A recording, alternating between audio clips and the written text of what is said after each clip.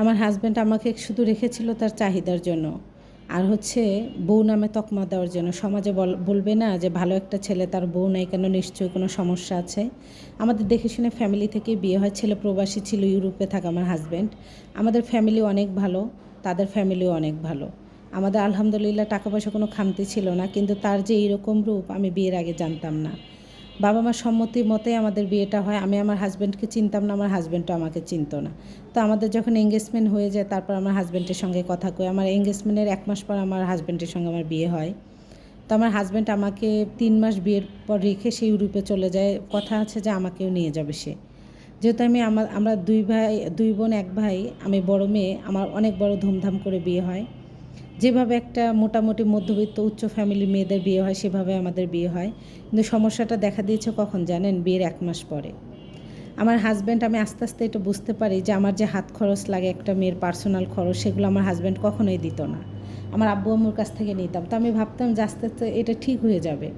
আবার আম্মুকে জিজ্ঞাসা করতাম, আচ্ছা আম্মু, তোমার যখন বিয়ে হয় বাবা কি তোমার খরচ দিত না?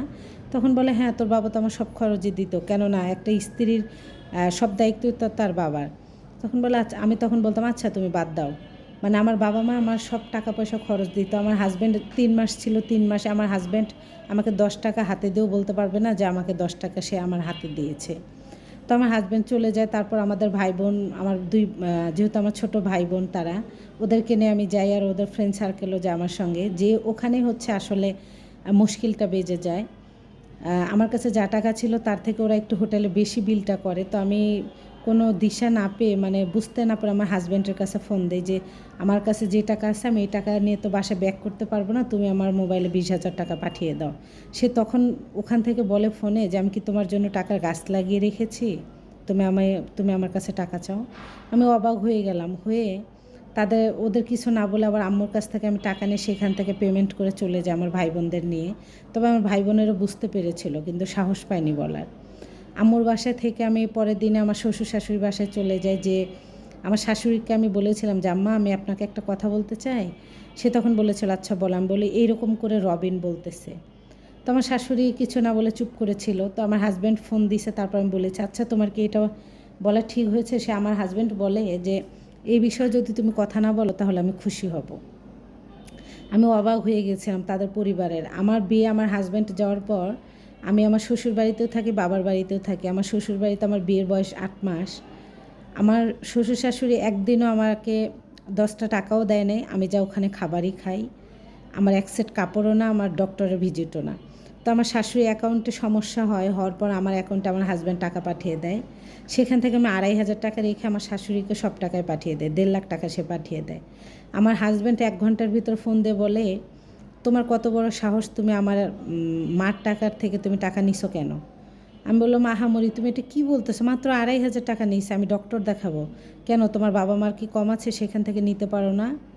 তখন আমি বললাম যে বাবা মার কাছ থেকে কেন নিব, তুমি আমার হাজব্যান্ড, তুমি আমাকে দিবা না? তখন বলে, না, আমি তোমার একটা টাকাও বহন করতে পারবো না। তোমার বাবা মার কি কম আছে? তুমি তো বসেই থাকো, তুমি কেন ইনকাম করতে পারো না? তোমার ইনকাম করে তুমি নিজের খরচ চালাবা।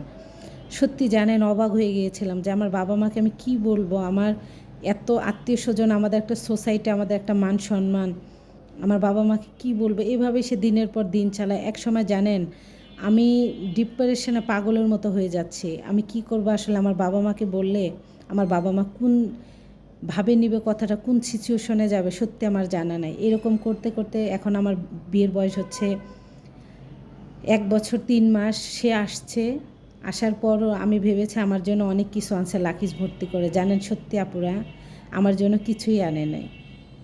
এটা তার বোনের, এটা তার মার, এটা তার ভাইয়ের। সে শুধু রাত্রে ঘুমাবে আর সকালে উঠে তার মা, ভাই, বোন সব।